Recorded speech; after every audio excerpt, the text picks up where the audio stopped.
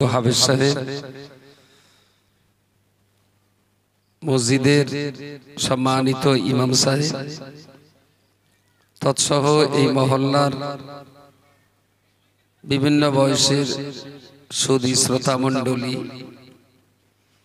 পরিচালন সমিতির সদস্য মণ্ডলী, দূরদারাজে অবস্থিত ধার্মিক মা ও বোনেরা,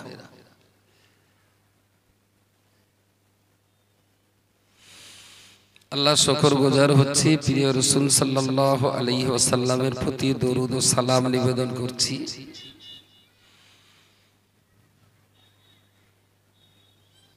এবং যাদের আর্থিক, দৈহিক এবং মানসিক প্রচেষ্টার ফলে আজকের এই জ্ঞান চর্চার পরিবেশ সম্ভব হয়েছে, তাদের সকলের প্রতি আমি শ্রদ্ধা নিবেদন করছি। মাইকের আওয়াজ যারা শুনছেন, খুব যদি অসুবিধা না থাকে তাহলে মঞ্চে ডায়াসে এসে বসার জন্য আমি অনুরোধ করছি। আর অন্য যদি খুব কাছ থেকে থাকে তাহলে কাজটাও হোক, আর খেয়ালটা যদি একটু মাইকের আওয়াজের দিকে থাকে তাহলে কাজও হবে, সবাও শোনা হবে। আজকের এই মজলিসে আমার পরে আরো দুইজন বেশ যোগ্য এবং বিজ্ঞ বক্তা আমন্ত্রিত আছেন। স্নেহধন্য মাওলানা রজব আলী সাহেব এবং মুফতি সাহেব দুইজনই আমন্ত্রিত আছেন। মোটামুটি দক্ষিণ দেবীপুরের মানুষের খুব বেশি নামাজ কালাম না পড়লেও হবে। আমি আজ যা 18-20 বছর ধরে দেখছি, এরা যদি নামাজ কালাম না পড়ে বা একটু আলটাল ঠেলে বা একটু ফ্রি ফায়ারটা যদি খেলে বা একটু ছোট কলকে যদি, গাঁজা তো খায় না, ধোঁয়াটা খায়, তো এইসব যদি এরা করে টরে তাদের খুব একটা অসুবিধা হবে না। কারণ বছরে 7-8 বার 10 বার মুফতি সাহেব এই গ্রামে আসে, এরা মোটামুটি একটা আন্দাজ করেছে মুফতি সাহেবের ঠ্যাং ধরে পার হয়ে যাবে। একটা বিরাট এদের আত্মবিশ্বাস একটা আছে। তা যদি দক্ষিণ দেবীপুরের লোক মুফতি সাহেবের ঠ্যাং ধরে পার হয়, তা সে লোকটা আমার ভাই। আমি মোটামুটি হাড়িয়া চুল্লু ব্র্যান্ডি হুইস্কি খেলে আমার খুব একটা অসুবিধা হবে, কারণ এরা তো কেউ মুফতি সাহেবের ভাই না, শালাও না, সুমন্দিও না, খালু না, আর সে লোক তো আমার বাপের ছেলে।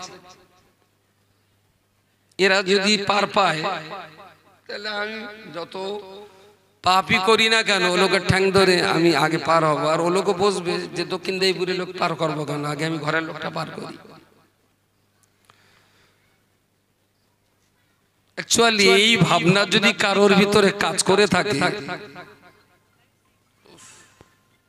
তাহলে সে একেবারে পুরো একটা দামড়া,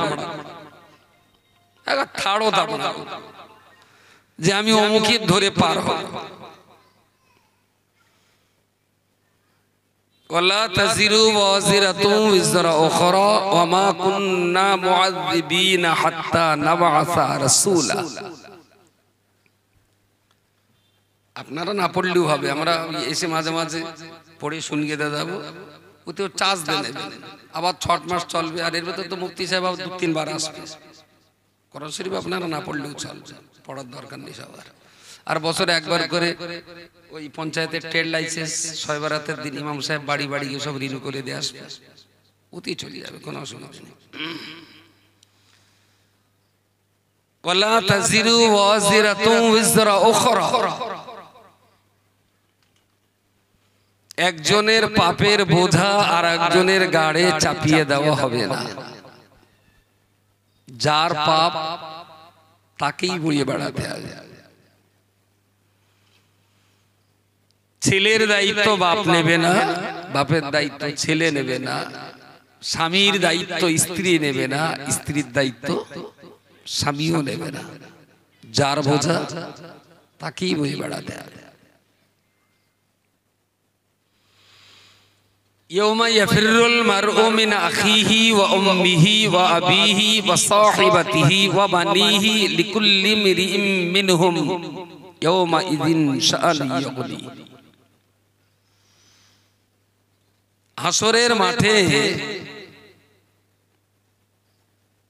দুনিয়াতে আমরা যাদের দেখতাম যে একজনের বিপদে অনেকে ছুটে আসতো উদ্ধার করার জন্য,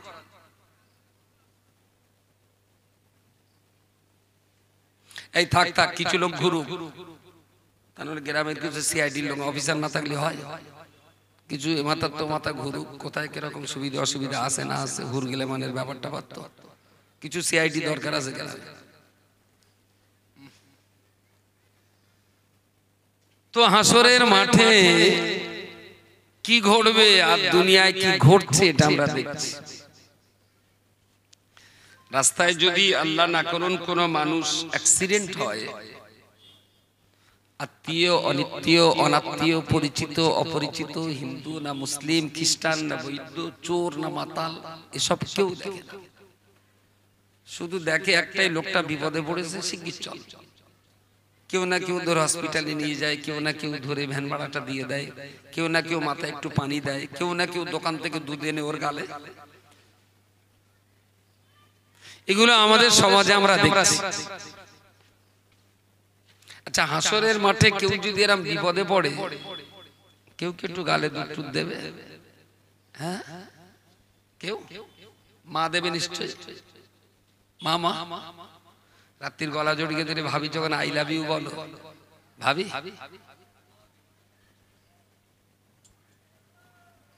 সেই দিন বোঝা যাবে যে চাচা আপন প্রাণ বাঁচা, এই কথাটার যে আসলে দাম কতটা।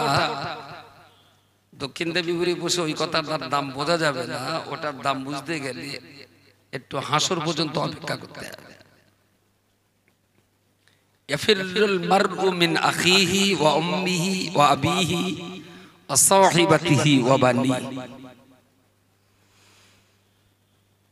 বিপদ থেকে উদ্ধার হওয়ার জন্য সন্তান যখন মাকে বলবে, মা তখন পালিয়ে যাবে। ছেলে যখন বাবাকে বলবে, বাবা তখন পালিয়ে যাবে। বন্ধু যখন আর এক বন্ধুকে বলবে যে আমার একটুখানি উপকার করো, বিপদে পড়েছি, ও তখন পালিয়ে যাবে, কেউ কারো না। সেই কঠিন সময়টার কথা যদি মনে রেখে কাজ করা যায় তাহলে আমরা মুসলমান। আর দুনিয়াদারি করার সময় যদি হাসরের কথা ভিতর থেকে ভুল হয়ে যায় তাহলে আমরা অন্য কিছু। আমি একটা ধান্দায় পড়ে যাচ্ছি। দক্ষিণ দেবীপুরের লোক কি ঠকাবি কিনা কি জানি, কিন্তু এরা তো ঠকায় না কখন, আজকে ঠকাবি না কি জানি। 1 2 3 4 সবুজ কালার, বেগুনি কালার, হলুদ রং, আর ওইটা যেন একটু যোগী কালার বেলা। যে কাপড়ের ভেতর আছে কি, বাঁশ আছে না কাঠ আছে? এই কাপড়গুলো প্রথমটা কি কি গাছ, তারপরেটা কি গাছ, সব করালো। কি সুন্দর করে কাপড় পরিয়ে দিয়ে যাবে, দেখো মনে হচ্ছে একটা বেশ সুন্দর কিছু একটা হবে। গাছগুলো যেরকম কাপড়কে ভিআইপি করেছে, শ্রোতাগুলো এরকম পড়িয়ে ভিআইপি করে দেয়নি। আমার কথা বোঝা যাচ্ছে না? এর ভেতরে একরকম, বাইরে একরকম, দেখে দারুণ ফাইন দেখাচ্ছে। 4টে বা 4 রকম দিয়েছে, যে ডেকোরেটর কাজ করেছে ওর একটা কোয়ালিটি ভালো। ওদের যেরকম কাপড় পরিয়ে দিয়েছে, এরা শ্রোতাগুলো আমার কাছে পরিয়ে দেয়নি তো, যে তুমি বাড়ি যাও তারপর কাপড় খুলে আমরা দেখে নেব না, আমরা আসলে কি জিনিস আমরা ভালো জানি, তুমি তো দেখে দাও আমরা বিরাট বিরাট। আমার আল্লাহ পাক রব্বুল আলামিন কোরআন শরীফে পরিষ্কার করে বলেছেন, ফাম্মা মান তাগা ওয়া আথারাল হায়াতাদ দুনিয়া ফাইন্নাল জাহিমা হিয়াল মাওয়া। ফাম্মা মান তাগা, পৃথিবীর সেই সমস্ত মানুষেরা যারা সীমানা লঙ্ঘন করেছে, যারা বাউন্ডারি ওভারটেক করেছে, আল্লাহর নির্দেশ যারা অতিক্রম করেছে, ওয়া আথারাল হায়াতাদ দুনিয়া, এবং পরকালের তুলনায় দুনিয়াটাকে যারা বেশি মূল্য দিয়েছেন, ফাইন্নাল জাহিমা হিয়াল মাওয়া, ওদের শেষ ঠিকানা হলো আল্লাহর জাহান্নাম। সীমা লঙ্ঘনকারী। ফাম্মা মান তাগা ওয়া আথারাল হায়াতাদ দুনিয়া, যারা সীমা লঙ্ঘনকারী এবং দুনিয়া প্রেমী, দুনিয়া প্রেমী, যে দুনিয়া থেকে আর না মরলি বোধহয় ভালো হয়, এখানে যদি থাকা যেত খুব ভালো, অনন্ত অসীমকাল থাকতে পারতাম। আচ্ছা, আপনার যদি বাঁচার ইচ্ছা হয় তো আমারও তো বাঁচার ইচ্ছা, তাই না? আপনি যদি বাঁচতে চান, আমি কেন মরতে চাই? আমিও বাঁচব। ধরুন পৃথিবীতে আল্লাহ মৃত্যু বন্ধ করে দিলেন, কেউ মরবে না, সবাই বেঁচে থাকবে। আচ্ছা, নবী আদম থেকে নিয়ে এই পর্যন্ত পৃথিবীতে যত মানুষ জন্ম নিয়েছে, আর যত গরু, যত খেঁকশেল, শ্যাল, বনবিড়াল, ছাগল, হনুমান, হাঁস, যা যা দুনিয়ায় জন্ম নিয়েছে, এরা যদি একটাও না মরতো, আপনার কি পাঠাবার কোনো জায়গা ছিল বলে মনে হয়? হ্যাঁ, তাহলে অন্য লোক মেরে সেই সিট খালি করে সেই সিটে কিন্তু আপনার ঢোকানো। আগে তো ছিল দুনিয়াতে মানুষ, তাহলে কিছু মেরে সিট খালি করে সেই খালি সিটে। তা তুমি ভাই যদি অন্য লোকের মেরে তার সিটি তুমি বসতে পারো, তাহলে তোমার পেছনে তো আর একটা লোক আছে, সে তোমার মেরে আবার তোমার সিটি। কথা বলে, তাহলে তুমি পরের সিটি বসবা, তাহলে লোক তোমার সিটি বসবে না কেন? মরাটা না পৃথিবীর জন্য একটা রহমত, একটা নিয়ামত। পৃথিবীতে মরণ আছে বলে এখনো দুনিয়াটা ঠিক আছে। যদি মরণ না থাকতো, বলেন, যদি মরণ না থাকতো, হ্যাঁ, ট্যাংরা মাছ যদি মরণ না হতো, ট্যাংরা মাছ কি রেঁধে খাওয়ার কোনো লাইন ছিল? আর ওজা জিনিস যদি কেউ মনে করতো ওই ট্যাংরা মাছ খাবো, তা তো মরবে না, মরণ নেই পৃথিবীতে। তাহলে ওই মাল গালে গিলতে যাওয়ার সময় যদি মাছ গানে গিয়ে কাঁটা বেঁধে যেত, এগোবেও না, ব্যাপারটা কি ভালো হতো? তাহলে মরণ ছিল বলেই পয়তি ট্যাংরা গুলো কি সুন্দর ভাজি করে গিলতিস, বলো দেখি। যদি মরণ না থাকতো, বলেন, পৃথিবীতে তো খাওয়ার মতো কিছু থাকতো না। তো আল্লাহর এই জমিনে আল্লাহ পরিষ্কার বলেছেন, ফাম্মা মান তাগা, যারা বাউন্ডারি অতিক্রম করেছে, যারা সীমানা লঙ্ঘন করেছেন, এবং যারা দুনিয়াটাকে বড্ড বেশি প্রেম করে ফেলেছে, তাদের শেষ ঠিকানা হলো জাহান্নাম। শেষ ঠিকানা জাহান্নাম। প্রত্যেকটা জিনিসের একটা সীমা আছে, সীমানা। এই সীমা বা সীমানা আপনি কিন্তু মেনে চলতে বাধ্য, অবশ্যই। আপনার পেটে খিদে আছে 1 কেজি, আল্লাহ সীমানা বেঁধে দিয়েছেন 600 গ্রাম খাবেন, বড্ড জোর 700 গ্রাম খাবেন, আর 300 গ্রাম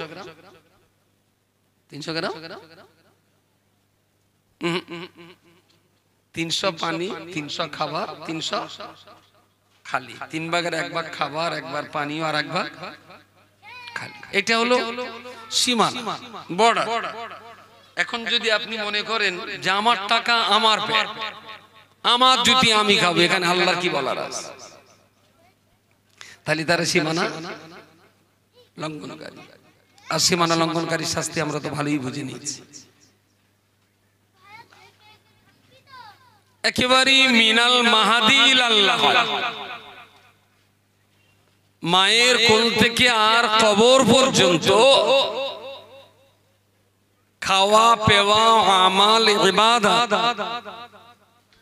শিক্ষা দীক্ষা, চাষ আবাদ, ব্যবসা বাণিজ্য, চাকরি বাকরি, আয় রোজগার, প্রত্যেকটা জায়গাতেই একটা সুনির্দিষ্ট সীমারেখা আছে। এই সীমারেখা কেউ যদি অমান্য করে, তাহলে নিশ্চিত তার জন্য জাহান্নাম অপেক্ষা করছে। রব্বুল আলামিন কোরআন শরীফের পরের অংশে বলেছেন ওয়া আম্মা মান খাফা মাকামা রাব্বিহি ওয়া নাহান নাফসা আনিল হাওয়া ফা ইন্নাল জান্নাতা হিয়াল মাওয়া। পৃথিবীর মনুষ্য জাতি ওয়া আম্মা মান খাফা মাকামা রাব্বিহি, আল্লাহ পাকের সামনে দাঁড়াতে হবে, আল্লাহ সেই দরবারে হাজির হতে হবে। এই ব্যাপারে পৃথিবীর যে সমস্ত মানুষেরা ভয় করেছেন আল্লাহর সামনে দাঁড়ানোটাকে, যারা বিশ্বাস করে নিয়েছেন, যারা আল্লাহর সামনে দাঁড়ানোটাকে অত্যন্ত ভয়ভীতির সঙ্গে গ্রহণ করে নিয়েছেন, ওয়ানাহান নাফসা আনিল হাওয়া, আর নিজের আত্মা, নিজের মন, নিজের নফস যেটাই চাইবে সেটা নয়, বরং নফসের সঙ্গে যারা লড়াই চালিয়ে গেছে, ফাইনাল জান্নাতা হিয়াল মাওয়া, যারা আল্লাহকে ভয় করেছেন, নফসের সঙ্গে জিহাদ করেছেন, আল্লাহ পাক তাদের সম্পর্কে বলেছেন ফাইনাল জান্নাতা হিয়াল মাওয়া, ওদের শেষ ঠিকানা দয়ার জান্নাত। জোরে বলুন সুবহানাল্লাহ। সুবহানাল্লাহ বলেছে সবাই, জান্নাত থেকে বলবেন। হ্যাঁ, এখন না বললে অসুবিধা নেই। আর দুনিয়া এত পাপের জায়গা, পবিত্র নাম আর এখানে না নেই, একটু জান্নাতে আল্লাহর টাকাটাই করবেন, এখানে আর বেশি টাকাটাই করলাম না। ফাইনাল জান্নাতা হিয়াল মাওয়া, কাদের জন্য? না, যারা দুটো কাজ করবে। এক নম্বর হলো আল্লাহর হিসাবের ভয় রাখতে হবে, আর দ্বিতীয় নম্বর হলো নফসের সঙ্গে লড়াই করতে হবে। আরএসএস সঙ্গে না, বিজেপির সঙ্গে, ইহুদির সঙ্গে, খ্রিস্টানের সঙ্গে, এদের সঙ্গে লড়াই করার কথা আল্লাহ বলেন। কোরআনের এই আয়াতটা আল্লাহ বলেছেন নফসের সঙ্গে, ওয়ানাহান নাফসা আনিল হাওয়া, যারা নফসের বিরুদ্ধে চলে। আমরা না বিজেপির সঙ্গে লড়াই করার স্বপ্ন দেখি, আরএসএস এর সঙ্গে লড়াই করার স্বপ্ন দেখি, কোথায় সেই প্যালেস্টাইনের উপরে ইসরায়েল হামলা করছে। ও মাঝে মাঝে চার দোকানে বসে যাওয়া হয় না, একেবারে ইমান যে নেই তা না, জাজবাটা আছে, চার দোকানে বসে বেশ ঠাঙের উপর ঠাং দে। ইসরায়েল শালা হারামি যা করছে না খোকা, বহুত শয়তান, নিরীহ মুসলমান গুলো রে মারছে। দেখো একটা টাইম আল্লাহর রহমত নিশ্চয়ই হবে। এদিকে বলে মসজিদে আজান হচ্ছে, পাঁঠার কোনো হিসেব নেই। পাঁঠার দোকানে বসে বসে বিড়ির ভাষায় চুমু দে, প্যালেস্টাইনের, ইসরায়েলের হাত থেকে প্যালেস্টাইনকে বাঁচাবার স্বপ্ন দেখতেছে, বিড়ির ভাষায় চুমু দে। আর মুয়াজ্জিনটা যে আউমাউ করে প্রতিদিন 5 বার করে মসজিদে ডাকছে হাইয়া আলাস সালাহ, ও গান্ডুর এই আওয়াজ ওর কানে যায় না। কোথায় সেই প্যালেস্টাইনের বোমার আওয়াজ গান্ডু দক্ষিণ দেবীর ভালোই শুনতে পাচ্ছে। মুয়াজ্জিন 4-5টা হরেল লাগিয়ে পাশা ফাটানো আওয়াজ দিয়ে ডাকছে হাইয়া আলাস সালাহ, গান্ডুর কানে যায় না। বিড়ির ভাষায় চুমু দে, ইসরায়েলের সঙ্গে জিহাদ করার স্বপ্ন দেখে, বিশাল ব্যাপার। আর ওসব লোকের সঙ্গে না মুখ লাগানো ঠিক না, কারণ ওরা এত পরিমাণ ইটেল হাদিস বলবে, আপনি কোনো কুল কেনারা খুঁজে পাবেন না। প্রচুর ইটেল হাদিস ওদের কাছে আছে। ওয়াইযা খাতাবাহুল জাহিলুনা ক্বালু সালামা, আল্লাহ বলেছেন দিন সম্পর্কে যারা জাহেল ওদের সঙ্গে তর্ক বিতর্ক না করে দেখা হলে সালাম আলাইকুম, ওয়ালাইকুম সালাম, বাসাই পর্যন্ত। এর চাইতে 1 ইঞ্চি যেন বেশি না হয়, তাহলে মান সম্মান নষ্ট হবে। আমি বলছি কি, ইসরায়েল প্যালেস্টাইনকে শেষ করছে, এর বিরুদ্ধে আপনার জিহাদ করতে হবে না। আরএসএস বাবরি মসজিদকে শেষ করেছে, এর বিরুদ্ধে আপনার জিহাদ করতে হবে না, জিহাদ করতে হবে না। আপনি একটু আপনার নফসের বিরুদ্ধে জিহাদটা করবেন, আর কারোর বিরুদ্ধে জিহাদ করা লাগবে। নিজের কুপ্রবৃত্তি, যেটা কুপ্রবৃত্তি, এইটার বিরুদ্ধে যদি একটু জিহাদ করতে পারেন, আপনি সফল, আপনি জিতে যাবেন, আপনি জয়লাভ হবেন। বাইরের শত্রুর সঙ্গে লড়াই করা খুব সহজ, কিন্তু ভিতরের শত্রুর সঙ্গে লড়াই করাটা খুব কঠিন এবং খুব শক্ত। আমি আপনাকে সেইটা বলছি।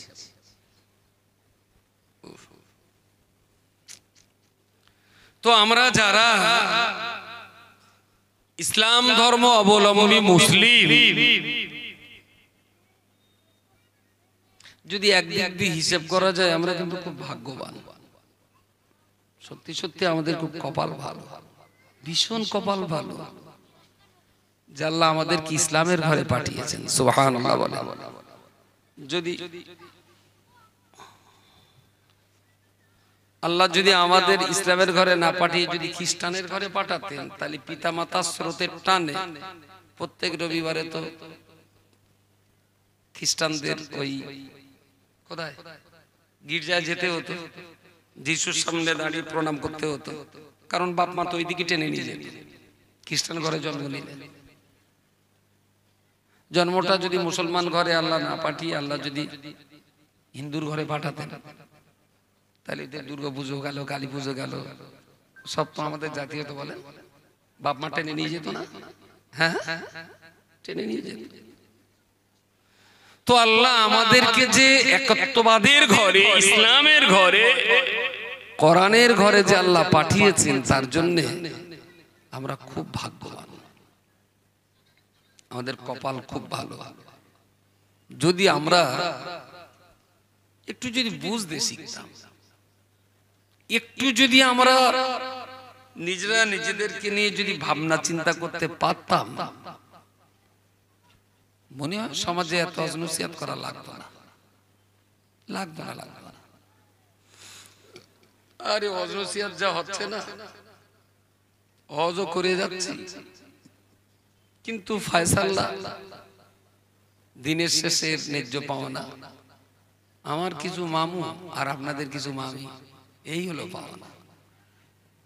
আমরা বাড়ি যাওয়ার সময় কিছু টাকা পাবো, আর আপনার বাড়ি যাওয়ার সময় কিছু বলেন তারপর পাবেন। আপনাদের মালটা পেটে করে যাবে, আর আমাদের মালটা পকেটে করে যাবে। বাকি আপনি যেটা পেটে করে নিয়ে গেলেন কালকে রাত 12টার সময়, সেটা আবার চেম্বারে পাওয়া যাবে। আর আমি যেটা পকেটে করে নিয়ে যাচ্ছি কালকে রাত 12টার পরে ওরা পেট্রোল পাম্পে পাওয়া যাবে, কারণ আমি তেল কোনের সময় ওরা মাল লেবে কান পেলে। অ্যাকচুয়াল ধর্ম সভাটা তো যে কলবে গ্রহণ করতে হয়, কলবের ভিতরে গ্রহণ করতে হয়, সে ধর্মসভা খুব একটা হয় বলে আমার মনে হয় না। যারা করতে আসে তাদেরও জুত বরাত একরকম, আর যারা নীতি আসে তাদের তো জুত বরাত মাশাআল্লাহ আরো বরকতপূর্ণ। বক্তা দেবে দুধ, ও বাড়িতে এনেছে ঝুড়ি, তা ঝুড়িত করে দুধ কোনোদিন বাড়লে দান যায়? কখনো হয়?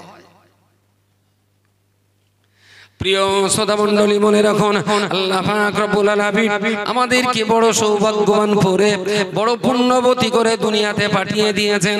আমরা বড় পুণ্যবান, বড় সৌভাগ্যবান। কোরআনের ঘরে জন্ম নিয়েছি, ইসলামের ঘরে জন্ম নিয়েছি, জন্মগতভাবে আল্লাহর নামটা শুনতে পেয়েছি, রাসূলুল্লাহর নামের আওয়াজ শুনেছি। মুসলিম মহল্লাতে জন্ম নেবার কারণে প্রতিদিন মুয়াজ্জিনের আযান আমরা কানে শুনতে পেয়েছি। আশহাদু আল্লাহ ইলাহা ইল্লাল্লাহ, আশহাদু আন্না মুহাম্মাদার রাসূলুল্লাহ, হাইয়া আলাস সালাত। কি সুন্দর ভাবে ইসলামের একত্ববাদের আওয়াজ, নামাজের আওয়াজ, সফলতার আওয়াজ, আমার নবীর সাক্ষ্যের আওয়াজগুলো আমরা বাচ্চা বয়স থেকে শুনে এসেছি। কিন্তু দুর্ভাগ্য পোড়া কপাল আমাদের, এত সুন্দর পরিবেশ, এত সুন্দর জায়গায় জন্ম নেওয়ার পরেতেও ইসলাম আর মুসলমান আমরা বুঝতে শিখলাম না। যদি আমার গোনা ত্রুটি বিচ্ছেদ হলে ক্ষমা করেন, আর দক্ষিণ বলুন, দক্ষিণ সবই তো চেনা পরিচিত লোক, এখানে তো আর অপরিচিত কেউ নেই, সব নিজেরা নিজেরা। আচ্ছা, এখানে একটা লোকের বললাম, চাচা তুমি মমতা ব্যানার্জি চেনো? তো দেখো দিন কোগা আঙ্গা মুখ্যমন্ত্রী না, খুব চিনি। আমলিতা ওনার সম্পর্কে তোমার কিছু জানাটা না আছে? হ্যাঁ, আঙ্গা কোচিনবার ভান্ডারে টাকা দেয়, তারপর আমি বুড়ো হয়েছি বলে আমারও 1000 করে দেয়। তারা আঙ্গা কোচি স্কুলে যায়, ওরা একটা সাইকেল দিল। তারপর বুড়ো কোচিটা সে আবার স্কুলে গিয়ে টিফিন লে যায়, প্রতিদিন খিচুড়ি দেয়। তারপর সে একদম খুচরো কোচিরা, সেও আইসিডিএস দেয়, তারও খিচুড়ি দেয়, ডিম দেয়, ছাতু দেয়। তারপরে আমার কচিটার বছরে 1000 করে টাকা পায়। তার আঙ্গা মেজে বৌমাটার সে কলেজতে পড়ে গিয়ে দাঁত ভেঙে গেল, হসপিটালে লেগে গেল, তার টাকা লাগেনি কোগা, 1.5 লাখ টাকা ওই স্বাস্থ্যসাথী কার্ড দিয়ে কেটে নিল। তার মানে মমতা ব্যানার্জির বরকতার ফজিলত বলা শুরু করবো তার বন্ধ করবে না, ওই ভাব বলে যাবে, ওই ভাব বলে যাবে যতক্ষণ ব্রেক না করে। চাচা থামো দিন, তাহলে কেন খোকা আমি কৃষক বন্ধুটা বলবো না, ও তো টাকা পাই তো, দেখো দিন সেবার ঝড় হয়ে গেল, আমার 12,000 টাকা দিল মমতা ব্যানার্জি, আমি কেন বলবো? চাচা তা তুমি একটু থামো, আমাকে একটু বলতে দাও। বলছি দেখো দিন বৌমা তোমার মরেই গেল, স্বাস্থ্যসাথীর কার্ড ছিল বলে বেঁচে বাড়ি ভালো। চাচা হযরত মুহাম্মদের চেনো? তাহলে হ্যাঁ ও খোকা, আমার সোনার চাঁদ নবী, আমাদের নবী হয় হযরত মুহাম্মদ। আমি একটু হযরত মুহাম্মদ সম্পর্কে একটু বলো দিন, কি জানো? তাহলে দেখো আমরা মুখ্য সুখ্য লোক, আমরা কি অত জানি? ওই হুজুররা আলেম মৌলুকি লোক, ওরাই সব জানে টানে। আমি না তুমি কি জানো? তাহলে মক্কায় জন্ম নিল, তার মানে কি এরা মেরে তৈরি তেড়িয়ে দিল বলে লোক মদিনায় গেল। তারপর মদিনায় গিয়ে কিছুদিন থাকার পর শুনেছি মরে গেছিল, কারণ কবর দেওয়া আছে। আর তাহলে আমরা মুখ্য সুখ্য লোক, আমরা কি আর অত জানি? পুরো খেলা ও তখন মুখ্য সুখ্য আর কিছু জানে না। নবীর কথা বলতে বললে আমার মনে হয় খুব কম মুসলমান আছে যারা 5 মিনিট বলতে পারবে, আকসার 1-2 মিনিট বলে পুরো ঠান্ডা, আর এগোতে পারবে। তার নবী সম্পর্কে জানে না, তা বলবে না। শেষটা বললি বলেন আমি যদি সেই যুগে হতুম না, তাহলে সব বলতে পারতুম, আমি কি তখন ছিলাম নাকি আমি জানবো? আপনি সেদিন ছিলেন না, আপনি সেদিন থাকবেন না বলেই তো নবী বলেছেন তারাকতু ফীকুম আমরাইন লান তাদিল্লু মা তামাসসাকতুম বিহিমা কিতাবুল্লাহ ওয়া সুন্নতি। সুবহানাল্লাহ। আরে আপনি থাকবেন না বলেই তো নবী আগাম আপনার জন্য দুটো জিনিস দিয়ে গেছেন। নবীর জমানায় ছিলেন না বলেই আপনাকে জানবার আর জানাবার জন্যই তো দুটো জিনিস রাসূল রেখে গেছেন। প্রিয় নবী আমার বিদায় হজ্জের সময়তে আরাফা আপনার হজের ময়দানে আরাফাতের মাটিতে আল কাসওয়া নামী উটের পিঠে দাঁড়িয়ে উনি যখন খুতবা প্রদান করছেন, ওই খুতবা দেওয়াকালী একটা টাইমে নবী বললেন, বাবা সাহাবী, আজকে এবছরে হজ কার্য সুসম্পন্ন করতে এসেছি, আগামী বছর এই ময়দানে আবার লক্ষ লক্ষ মানুষেরা হজ করবার জন্য এই ময়দানে জমা হয়ে যাবে। ও বাবা সাহাবী, তবে সম্ভবত আগামী বছরে তোমরা আবার হজ করতে আসবে, কিন্তু আগামী বছরের ওই হজের মজলিসে আমি রাসূলুল্লাহ আমার বোধহয় থাকা হবে না। মনে হচ্ছে আমার থাকা হবে না। কোথায় যাবে? বললেন আমাকে আল্লাহ তুলে নেবে, মনে হচ্ছে তুলে নেবে। কারণ আল-ইয়াওমা আকমালতু লাকুম দীনাকুম ওয়া আতমামতু আলাইকুম নি'মাতি ওয়া রাদিতু লাকুমুল ইসলাম দীনা। আল্লাহ আজকেই আমার কাছে কোরআনের আয়াত পৌঁছে দিয়েছেন। বৌমার শরীর খারাপ নাকি? খুব চিন্তায় গালে হাত দেয় না, উপরে এসে গেল, এসো এসো।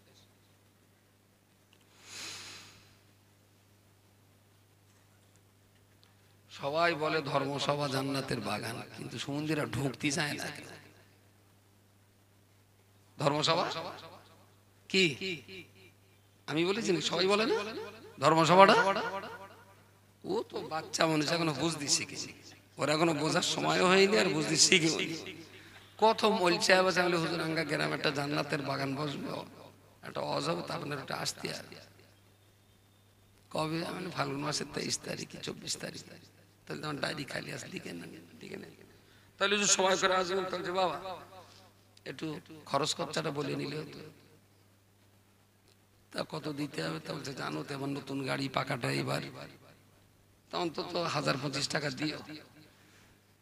তাই বলি শালা এরাই তো বলে ধর্মসভা জান্নাতের বাগান, তো ও শালারে বলতে জান্নাতে ঢুকতে টাকা চাচ্ছে কেন? বুঝতে পারেন?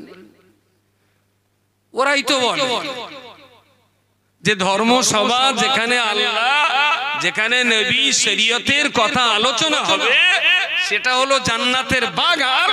তা আমি তোরে বললাম বাগানে ঢোক, বলে 30,000 টাকা দিতে হবে। এই শালা যদি টাকা না দেই তাহলে জান্নাতে যাব না। তাহলে চুক্তি করা পার্টি, এসব পার্টি যাবে কোনে? তাহলে টাকা না দিলি তো জান্নাতে ঢুকবে না, তাহলে ঢুকবে কোথায়? কথা বলে জায়গা তো দুটো, জান্নাত আর দুটো জায়গা ছাড়া তো 3টে জায়গা নেই। তা জান্নাতে ঢুকতে গেলে যদি টাকা চায়, আমি বললাম টাকা দিতে পারবো না, তাহলে তোর কাছে জান্নাতে যাবোই না। তুই যদি ভাই জান্নাতে না ঢুকিস তা ঢুকবি কোথায়? কোথায়? আর ফতোয়া দেওয়ার দরকার আছে? তো ছেলে মানুষ এখন জান্নাত জান্নাত বোঝে না, কত সেনা পাকা পাকা খেয়ে বিনা টাকায় তাই জান্নাতে ঢুকতে চায় না। আর তো বাচ্চা মানুষ।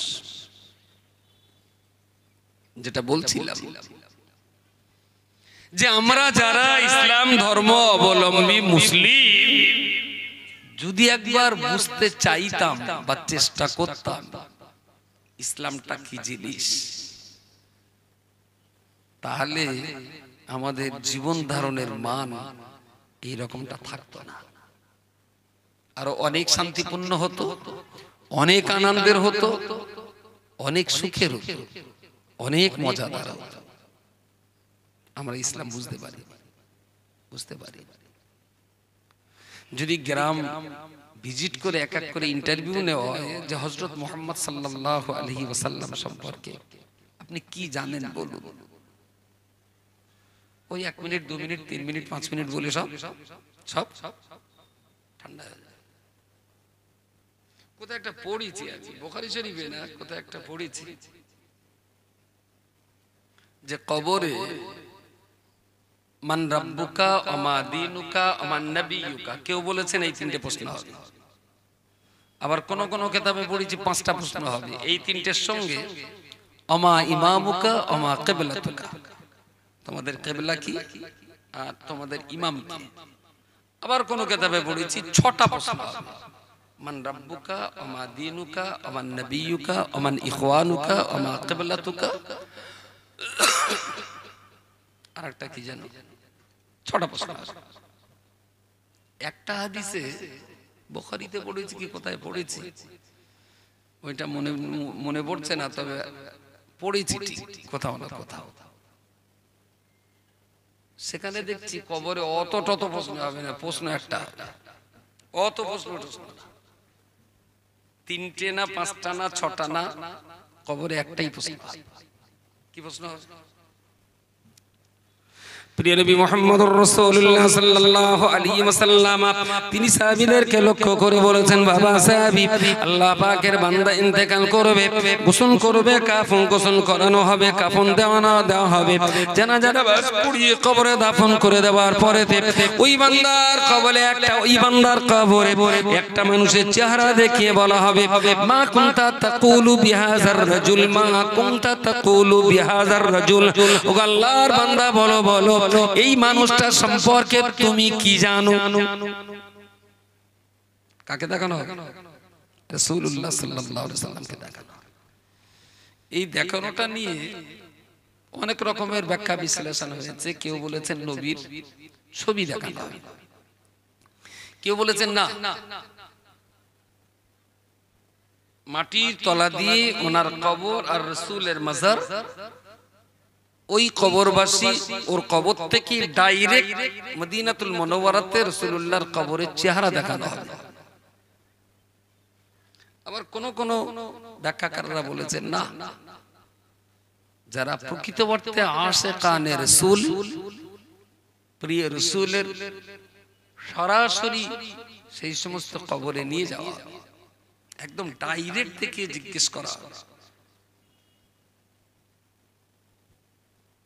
মা কুনতা তাকুলু বিহাযার রাজুল, এই লোকটা সম্পর্কে আপনি কি বলবেন, এই লোকটা সম্পর্কে আপনি কি বলবেন। তো যারা প্রকৃত অর্থে ঈমানদার, খোদাভীরু, আল্লাহওয়ালা, নামাজি, পরেজগার, আশিকে ইলাহি, আশিকে রাসূল, তারা তো দেখি বলবেন আশহাদু আন্না মুহাম্মাদার রাসূলুল্লাহ সাল্লাল্লাহু আলাইহি ওয়াসাল্লাম।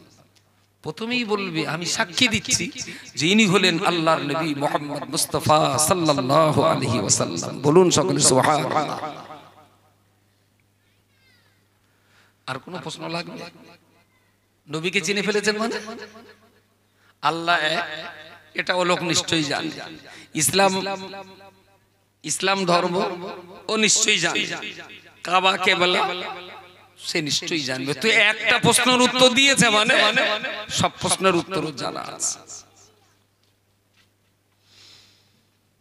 বাকি যারা ইসলাম সম্পর্কে পড়াশোনা নেই, গবেষণা নেই, ফিকির নেই, চেষ্টা নেই, জানার আগ্রহ, উৎসাহ, উদ্দীপনা নেই, ওদের কবরে যখন দেখানো হয়,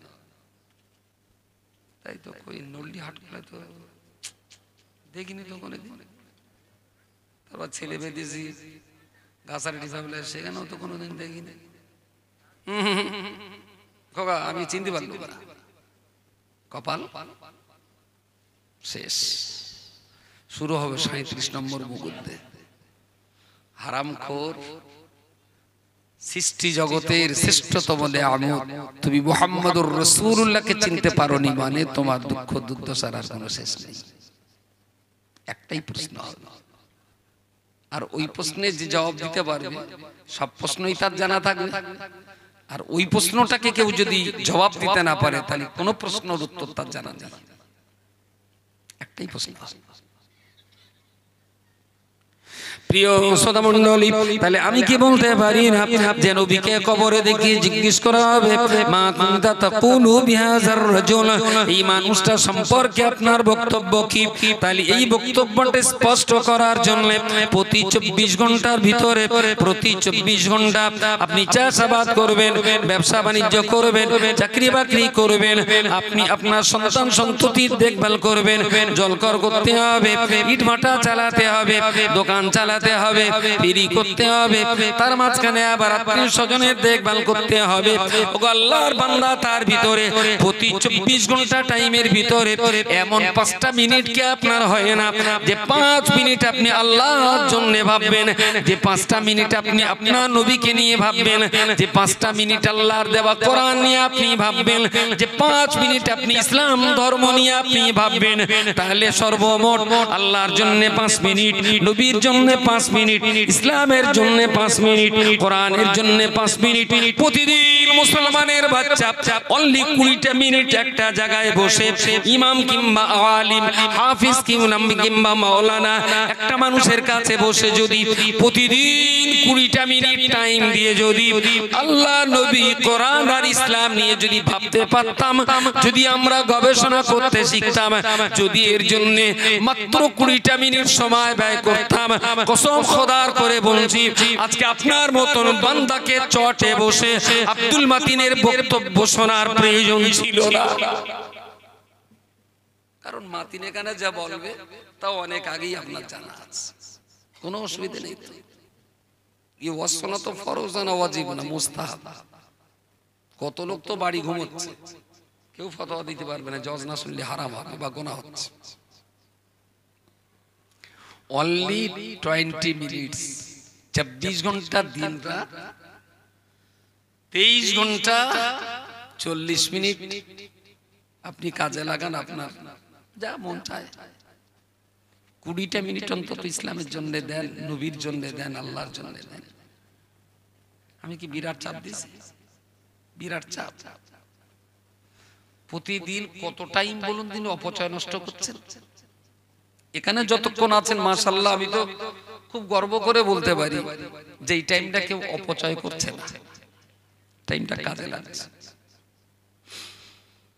আমি বললাম জাতি জাতি ওই জলকরের মুখে পলির মাথায় 3 জন লোক, নল্লির আর 2টো লোক, এখানকার 5টা লোক ওই ব্রিজের পলির মাথায় বসে। আসসালামু আলাইকুম। ওয়ালাইকুম আসসালাম। বলি ভাই এখানে কি? তাহলে একটু বসে আছে। হ্যাঁ একটু বসে আছে। ওরা বলো তাস খেলে না, পাশা খেলে না, বা ফেসবুক না, আই লাভ ইউটিউব কিছু লেগে টেগে না, বিড়িও খাচ্ছে না, গাঁজাও খাচ্ছে না, হাতে তসবিহও নেই, একটু বসে আছে। আরে শালা হারামি, আল্লাহ তোরে পৃথিবী থেকে বসে বসে সময় নষ্ট করার জন্য পাঠিয়েছে। এই জন্য তোরে তো পৃথিবীতে বসে বসে সময় নষ্ট করার জন্য পাঠায়নি, দুনিয়াতে পাঠানো হয়েছে তো একটা লিমিটেড টাইম।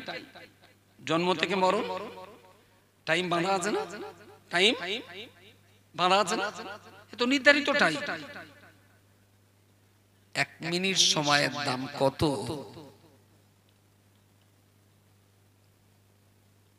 যে লোকটা জাস্ট 1 মিনিট দেরি করার জন্যই ছুটে এসেছে, ট্রেনটা ধরবে, ছেড়ে দিয়েছে, ধরেছে হাতলটা,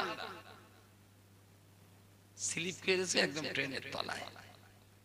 কমিউনিটির ভুল, কমিউনিটি মাত্র 1 মিনিট। অনলাইনে চাকরির পরীক্ষা দিয়েছে, 3,75,000 স্যালারি, আমেরিকাতে যাবে, কালকে তার পোস্টিং আছে, ওখানে যে পোস্টিং হবে, আজকে সে বিমানে উঠবে 9:45, বিমানের গেট বন্ধ হবে 7:45, 2 ঘন্টা আগে গেট বন্ধ হবে। খুব সময় নিয়ে বেরিয়েছিল, মধ্যম গ্রামে যে রাস্তা অবরোধ, জাস্ট ও গেটের সামনে দাঁড়াতে 20 সেকেন্ড দেরি হয়ে গেছে, 20 সেকেন্ড। আর এখন না ওই ঘড়ি দেখার কোনো কেজ নেই, সব অটো সেট, সব অটো সেট। ঠিক 60 সেকেন্ড পেরিয়ে গেল মানে অটোমেটিক লক, কোনো উপায়। তা মাত্র 5 সেকেন্ড দেরি করেছে, দেখিয়েছে কার্ড পাঞ্চিং করছে, ওর আর বোর্ডিং পাস দেখায় না। কি ব্যাপার? বলো টাইম ওভার হয়ে গেছে। মাত্র 5 সেকেন্ডের জন্য সারা জীবনের কষ্ট মেহনতের ইন্টারভিউ পাস করা চাকরি হাতছাড়া হয়ে গেল। ও জানে যে সময়ের দামটা কত। মুসার সাথে কথা বলতে বলতে তুর পাহাড়ে নাকি ওরা। আচ্ছা, কাদের জন্য ভক্তি বলেন দিন? সামনে বছর যদি আমার দাউদ হয় না, ওটা শালা বাঁদরলে আসবো, বাঁদর খেলা দিলাম, প্রচুর লোক আলো, ওই মোড়ের মাথাটাতে দেবো বাঁদর খেলা। তাহলে 1 মিনিটের কত মুসিবত ট্রেনের তলায় পড়ে ও জানে, 5 সেকেন্ডের কত দাম যে চাকরি হারিয়েছে সেই জানে। শুনেছে আব্বা গাছ থেকে পড়ে গেছে, ভাই গাছ থেকে পড়ে গেছে, মাঠ থেকে ছুটে আসে, সবাই ডাকছে কোকা শিগগিরি আয়। মনে হচ্ছে বড় ভাই আর বাঁচবে না। ও ওখান থেকে ছুটে এসছে শেষবারের মতো বড় ভাইয়ের একটু কলমা শোনাবে। ও বাড়ির পোটে পা দিতে বড় ভাইয়ের শেষ নিঃশ্বাসটা বেরিয়ে যাবে হয়তোবা। আর 30 সেকেন্ড টাইম পেলে লা ইলাহা ইল্লাল্লাহ মুহাম্মাদুর রাসূলুল্লাহ এই কথাটা হয়তো ভাইয়ের কানে দেওয়া যেত। মাত্র 30 সেকেন্ডের জন্যই হয়তো তার কলমাটা আর শোনানো হলো না। ওই লোকটাই জানবে 30 সেকেন্ডের দাম কত। আমাদের হাতে এত সময় যে দিব্যি মোড়ের মাথায় বললেন কি করতেছেন, এই একটু বসে রয়েছে, কি কামাই ধরতেছে, একটু বসে রয়েছে। এইটা কি কোনো মদ্দা লোকের কাজ না মেয়ে লোকের কাজ?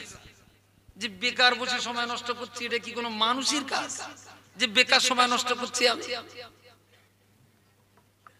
আমার আল্লাহ পাক রব্বুল আলামিন কোরআন শরীফে পরিষ্কার করে বলেছেন, ইন্নাল মুবাজ্জিরিনা কানু ইখওয়ানাশ শায়াতিন, ইন্নাল মুবাজ্জিরিনা কানু ইখওয়ানাশ শায়াতিন।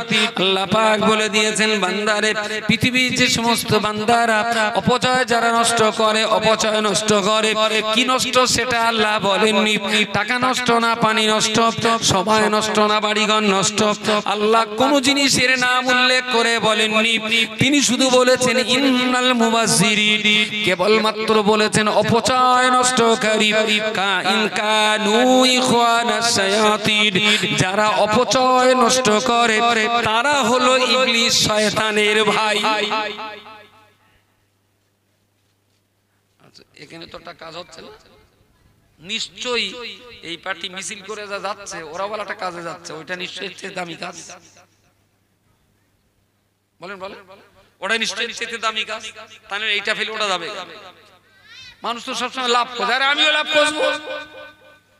আমি গেলে দেখলো এর কাছে দেখলো ভাই চিংড়ি মাছ, তেলাপিয়া মাছ কত, একটু তেলাপিয়া মাছ বলে 40 টাকা। সামনে দেখি এরম তেলাপিয়া মাছ 30 টাকা, তাহলে এর কাছ থেকে লোক, তার কাছ থেকে লোক। ও মা, ও পাশে লোক দেখতেছে ইলিশ মাছ 150 টাকা, মাছ ঝাঁটার বাড়ি ইলিশ মাছ লোক। পৃথিবীতে সবাই তো লাভ লাভ, এরাও নিশ্চয়ই চালাক কম না, জানে এখানে তো সজনে শাক হচ্ছে, সামনে গেলে খাসির গোশত আছে। ওরা সেই মজলিসে যাচ্ছে এখন, ওখানে আবার কত বৌদি তারা অপেক্ষা করছে, একটু আই লাভ ইউ বলবে, ও তাতে একটু আবার চুমু দেবে, বলবে ওয়েলকাম। সব পার্টি আছে, বিভিন্ন ডিউটি আছে এক একজনের এক এক জায়গায়, সেই সব ডিউটি পালন হচ্ছে। কুচি তোমার আর দল টল আছে নাকি? এই তো এসো এসো। হ্যাঁ আজ 10 জন আছে না? ওর নাম হলো উৎপাত সংঘ। উৎপাত সংঘ, ওর একটা টিম আছে। দেখো, ইন্নাল মুবাজ্জিরিনা কানু ইখওয়ানাশ শায়াতিন। আহারে, আপনি আপনার জীবনের টাইমটা কাজে লাগাবেন না, সময়টাকে কাজে লাগাবেন না। সময়ের কি কোনো দাম নেই? বিকেলের পড়ন্ত বেলায় তো 4টে বসে তাস খেলতে, হরতন রিতন গোলাম ইসকমন নিয়ে মাল চালাচ্ছে। এই বয়সে এখনো তাস খেলা গেল না, তাইলে আসলে খেলাধুলো না, এই একটু টাইম পাস করছে, টাইম পাস করছে। আমি টাইম পাস করছিস, টাইম পাস তার মানে সময় পার করাচ্ছে।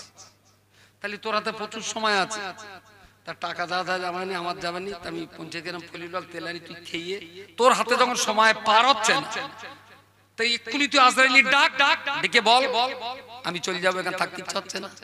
তাতে না ব্যাপারটা ঠিক সেরাম না, এই একটু টাইম পাস করছে। টাইম পাস মানে তো তাই যে তোর এত পরিমাণ সময় আছে, তোর সময় পার হচ্ছে না বলে তুই এটা সেটা করে সময় পার করাচ্ছিস। তা তুই আগে অ্যাডভান্স চল যা, তাড়াতাড়ি যা, কিন্তু শালা হারামি মরবে।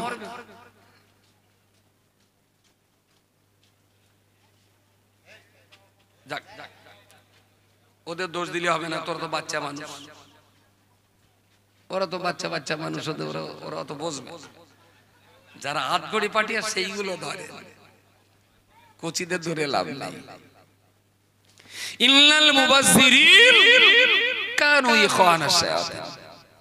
ক্ষমা করবেন, মসজিদে কখনো কখনো দেশ বিদেশে ঘুরতে গেলে বিভিন্ন জায়গায় তো নামাজ কালাম পড়তে হয়, তারপর গাড়ি রাখতে যাই, মসজিদে গিয়ে দেখি একটা লোক পেশাব করে। প্রথমেই লুঙ্গিটা এখানে ধরলো, খামসাকে ধরে এইবার তোল। আমি তো অন্যদিক ফিরে কদ্দূর তুলবেন তার তো ঠিক নিত, একদম তুলতে তুলতে পুরো আরশ মহল্লা বন্ধ তুলে ফেললো। ঠিক এখান থেকে এই জায়গায় দলাপানা করে এরম করে বসলো, পেছন দিকতে মনে হচ্ছে দুটো শাকের ডাঁটা দুই দিকে বেরিয়ে পড়েছে, শাকের ডাঁটা বেনা এখানে দলা করে ধরে হিসু। তার মানে নামাজ পড়ে পড়ে কপাল কারো গুলো ফেলেছে বেচারা এখনো। আর এই ফেদাগুলোর জ্বালায় আমি ঠিক মন খুলে কথা বলতে পারি না, বুঝতে পারেন কে কথা বলেছে? 70 বছর ধরে নামাজ পড়তে যখন পেশাবের মশলা শিখলো না, ওই পেশাবটা না বলে যদি বলি মূর্তিও জানে না, বেশ একটু ভালো লাগে। কিন্তু এই শালাকা জ্বালায় বলার লাইন নাই। পেশাব পিত্তি গেলেও তার একটা সিস্টেম লাগে, ইসলাম তার একটা পদ্ধতি বলেছে। একদম লুঙ্গি পরে এখানে হাঁটু থেকে এই পর্যন্ত ঢেকে থাকবে, পেশাব বেরোবো, আমার পায়ের থেকে এই পর্যন্ত কোন অঙ্গ কেউ দেখতে পাবে না।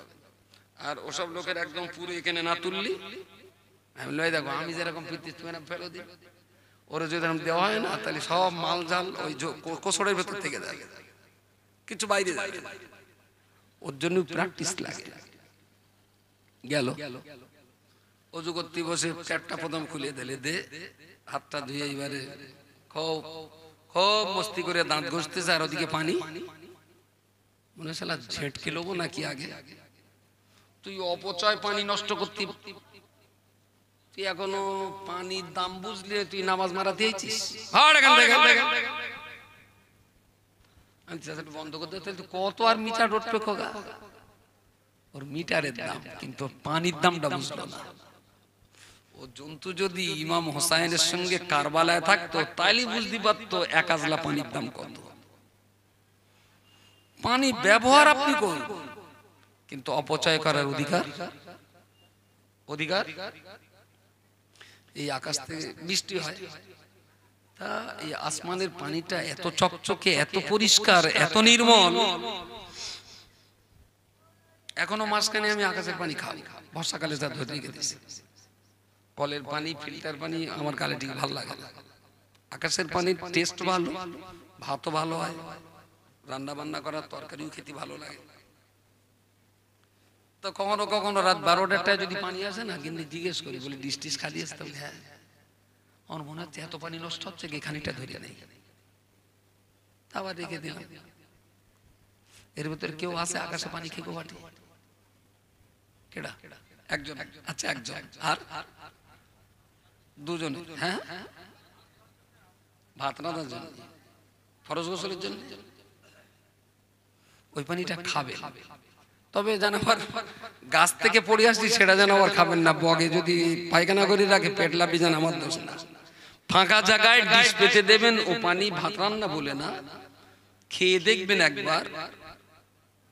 নামি দামি কোম্পানির ফিল্টার পানির চাইতে আকাশের পানির টেস্ট ভালো, দারুণ সুন্দর টেস্ট। আর ও পানিতে আল্লাহর রহমতে পেটের কোনো রোগ হবে না, একদম নির্ভেজাল। আমি 2-4 বছর ওই পানি রেখে দেখেছি, ওই পানিতে কোনো শ্যাদলা পড়ে না, খুব পরিষ্কার পরিচ্ছন্ন পানি। আমার যেন মনে হয় এত পানি নষ্ট করবো, থাক না, খানিক ধরে রেখে দিই, খাই আর রান্না করি, যাই হবে। পারলে সারা বর্ষাকালটা আকাশের পানি খাবেন, আর কিছু ব্যারেল ট্যারেল কিনে রেখে ওই পানি সারা বছর ধরে খান। যদি আল্লাহ রাজি থাকে, পেটের ব্যামোর জন্য ডাক্তারকে পয়সা দিতে হবে না, আকাশের পানি ধরে খান। ইন্নাল মুবাজ্জিরিন, অপচয় নষ্টকারী। প্রিয় শ্রোতা মণ্ডলী, এই অপচয় বলতে কেউ বা গাড়িতে অপচয় নষ্ট করে, কেউ বা গাড়িতে অপচয় নষ্ট করে, কেউ বা জামা কাপড়ে অপচয় নষ্ট করে, কেউ বা নিজের চেহারা সৌন্দর্যের পিছনে অপচয় পয়সা নষ্ট করে, কেউ বা খেতে বসে অপচয় নষ্ট করে ফেলে, কেউ বা পোশাক পরিচ্ছদে অপচয় নষ্ট করে। আমি আপনার বলতে পারি, পোশাকে আপনি কিছু পয়সা ক্ষতি করেছেন, খাবারে কিছু পয়সা ক্ষতি করেছেন, বাড়িতে অতিরিক্ত ডিজাইন করে কিছু পয়সা অপচয় নষ্ট করেছেন, তাহলে এসব জায়গায় যা নষ্ট করেছেন ও তো পয়সার ক্ষতি করেছেন, কিন্তু ওই পয়সার তুলনায় আপনার জীবন জিন্দেগির সবচেয়ে বেশি দামি হলো সময়। সময় সময় আপনার জীবনের সবচেয়ে দামি সম্পদ হলো হাতের টাইম বা সময়। সময়ের যদি আপনি মূল্য দিতে পারেন, তবে আপনি সফল কাম হবেন। আর আপনি যদি সময়ের মূল্য দিতে না পারেন, আপনি তো কোনো মতেই সফলতা অর্জন করতে পারবেন না। সময়ের দাম দিতে শিখুন, সঠিক সময়ে সঠিক কাজ। বয়স ছিল 22 বছর, সবাই সিটি মাটি, ভদ্রলোক বিয়ে করি, আমি ভাই বিয়েটা করে ফেলো, তা বলছে বহু প্রস্তাব আছে আমার কাছে, তাই করি আর কি। বিয়ে করতে করতে ওর আর বিয়ে করা হলো না, বয়স 84 বছর। এইবার ওর মনে হয়েছে একটু বিয়ে করে, পার্টি পার্টি জট। 22 বছর বয়সে যেসব পার্টি শিশিমের তো টকা মারলি রক্ত বেরোবে, সেই সব পার্টি শিশিমের মাত্র হাতছানি দিত। আর 84 বছর বয়সে যখন চামড়া ঢিলা হয়ে যাবে, এখন যদি কোনো এরকম মেয়ের বিয়ের প্রস্তাব দেয়, তার মানে ঠিক সঠিক সময়ে যেটা করার দরকার ছিল আপনি করেননি, লেট করে ফেলেছেন। আজকে আর আপনার ডাকে কেউ সাড়া দেবে না, কেউ সাড়া দেবে না। সামান্য এক কাপ চা কেটলি থেকে ঢেলে দেওয়া হলো, এক চুমুর খেয়ে দেখলেন বেশ মজা, বাহ বাহ দারুণ।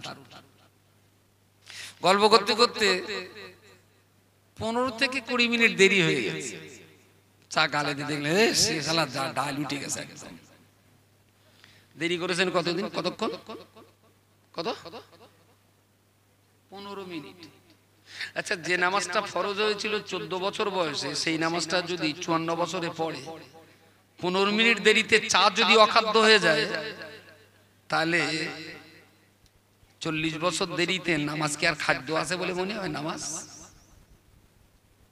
মাত্র 15 মিনিট দেরি করলে চার খাওয়া যায়, চাতে ডাল উঠে যায়। 15 মিনিট দেরি করেছিলেন। আর এ নামাজ, যে নামাজ ওর পড়া উচিত ছিল 15 বছরে, সেই নামাজ পড়ছে 55 বছরে, পাক্কা 40 বছর পর। ওর নামাজের আর জাত আছে বলতে চাচ্ছেন? নামাজের সঠিক সময়ে সঠিক চিন্তা ভাবনার সঠিক পদক্ষেপে উপযুক্ত কাজটা যদি করতে পারেন, আপনি কিন্তু গেনার, আপনি সফল কাম, আপনি জিতে গেছেন। আর যদি সঠিক সময়ে ঠিক সময়ে যদি ঠিক কাজগুলো করতে না পারেন, তাহলে জানবেন সময় যদি আপনি কাজে লাগাতে না পারেন, তাহলে একটা টাইমে সময় কিন্তু আপনাকে কাজে লাগিয়ে নেবে, সময় কিন্তু আপনাকে ব্যবহার করে নেবে, সেদিন আর কিছু করার থাকবে না। এই মাওলানা কই? রজওয়ালি সাহেব কোথায় রয়েছে? আসেনি রজওয়ালি সাহেব? ও এখন মুফতি সাহেব, তাহলে এসে গেছেন মনে হয়। আমার না খুব কষ্ট হচ্ছে, একটু ডাকো তাড়াতাড়ি। এইদিকে না, এইদিকে কোন দিকে আছে? আমি না এসেও ঠিক টাইমে এসেও বসেছিলাম, এই হাতটা এত যন্ত্রণা হচ্ছে না, আমি ঠিক স্বস্তি পাচ্ছি না। তো ডাকো। আমি এত সময় ধরে ডাইরেক্ট কোনো কথা বলিনি, আমি সামগ্রিকভাবে একটা বিষয়বস্তু উপস্থাপনের চেষ্টা করেছি, যাতে আপনি একটু বোধগম্যে নিতে পারেন, আর আপনি আপনার জীবনের মূল্যবোধটুকু অন্তত আপনি নিজে বুঝতে শিখুন। আমি আমার নিজেকে যদি বুঝতে না পারি, পৃথিবীর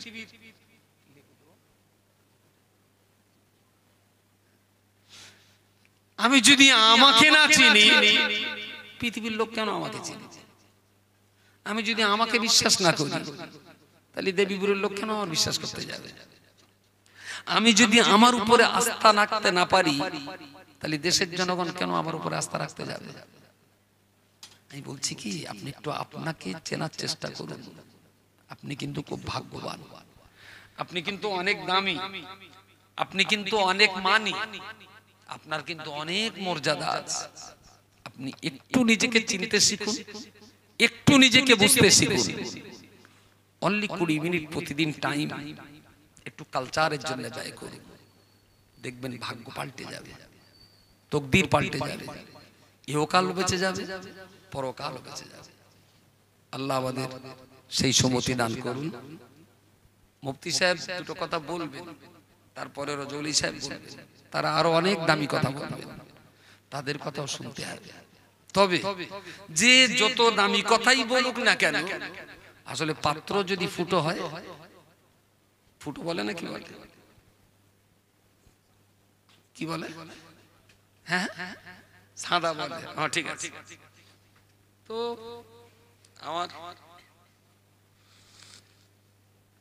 আমি এত সময় ধরে শুধু পাত্রটা সোজা করতে বলেছি, মাল ঝাল দাদা দেবে, রজওয়ালি দেবে, মুফতি সাহেব যাবে। আপনি আপনার পাত্রটা ঠিক করে রাখুন, তাহলে তারা যেটা দেবে ঠিকঠাক মতো জায়গায় থেকে যাবে। যে দেশে আমরা বাস করছি, আপনি ধর্মকর্ম করুন আর যাই করুন, দেশটার কথা কিন্তু আপনার মাথায় রাখতে হবে। আপনি ভারতবর্ষে বাস করবেন অথবা ভারতবর্ষকে চিনবেন না, জানবেন না, এটা হতে পারে না। এদেশে ধরুন 130 কোটি মানুষ, তার ভেতরে 20 কোটি আমরা আছি, বাকি হিন্দু ভাইরা আছেন। আচ্ছা, বসিরহাট হসপিটাল আপনি এই রাত্রিবেলা যদি চান, দেখবেন যে ইমার্জেন্সি ওরে একটা বিভাগ আছে, ইমার্জেন্সি বিভাগ। তো ওখানে যে দেখবেন সব, কারোর একটা কান পাওয়া যাচ্ছে না, কারোর হাতের দুটো আঙুল শর্ট, কারোর হেঁটো ভেঙে পা উল্টে গেছে, কারোর মাথা পাটা, কারোর পা টান টান দেওয়া আছে। ওদের জিজ্ঞেস করেন, চাচা তোমার পা টান দেওয়া কেন? দাঁড় খোকা, সে দুই ভাই ঝগড়া করলাম, ভাত ধরবো এসে বটির পড়িয়ে দিয়ে মেরেলো, আমার হেঁটো খুলে ভালো থাক। চাচা তোমার মাথায় অবস্থা কেন? তাহলে সে ভাগনার সঙ্গে জমিনে ঝামেলা, চলো ভাগনা এসে শাবল মেরেছে মাথায়। যাক ভালো। আর গোলাম আলী চা তোমার কোমরে কি ব্যায়াম হয়েছে? চলছে আর কেন বলো, সেও পড়া পরে একটু ঝামেলা হলো, আমি ঠেকা দিয়ে গেল, আর ওরা যে বাঁশ দিয়ে বেরোলো, সেই বাঁশ আমার কোমরে লেগে। যদি মারপিট খুন খারাপি যদি আসামি বসিরহাট থানায় হসপিটালে যদি 50টা থাকে, মার খাওয়ালো, এই 50টা লোককে মেরেছে হিন্দুরা না মুসলমানরা, কি মনে হয়? কথা বলেন, কথা বলেন। 50টাই মুসলমান, তাহলে মেরেছি আমরা, মার খেয়েছি আমরা। এইবারে হিন্দুরা কিন্তু একটা কথা ভাবছে, আমাদের প্রতিবেশী যারা আছে ওদের সঙ্গে কথাবার্তা হয় তো, তাহলে মাদি সাহেব কিছু মনে করবেন না, আমাদের কিন্তু টেনশন হয়। কেন বলেন দিন? তা বলছে ও যদি এই সাবলে যদি মামুর মাথায় এইভাবে ঝাঁকতে পারে, তাহলে আমার মাথায় ঝাঁকবে তো এখন আর তখন। ও তো মার ভাই মামু, তারে যদি সাবল মারতে পারে তাহলে আমাদের কি করতে পারে? খুব কি উড়িয়ে দিতে পারেন কথাটা? কথা বলেন, কথা বলে। সংখ্যায় আমরা কিন্তু কম, কিন্তু জায়গা মতো ওরা হলো অনেকটাই আতঙ্কে থাকে। এতে হচ্ছে কি, আমরা নিজের হাতে করে শত্রু তৈরি করছি। নামাজ যদি 5 বছর পরে পড়ুন তা পড়ুন, অন্তত মদ খাওয়াটা ছাড়ুন, গাঁজা খাওয়াটা ছাড়ুন, চুরি ডাকাতি কোন রাহাজানি থেকে একটু বাঁচার চেষ্টা করুন। দেখবেন এই সমাজে আমরা মাথা তুলে বাঁচতে পারবো। আল্লাহ আমাদের তৌফিক দান করুন। মুফতি সাহেব হুজুর এসেছেন, তার আলোচনা শুনতে হবে। দূরে যারা আছেন সবাইকে আমি মঞ্চে আসার জন্য, ডায়াসে বসার জন্য অনুরোধ করছি।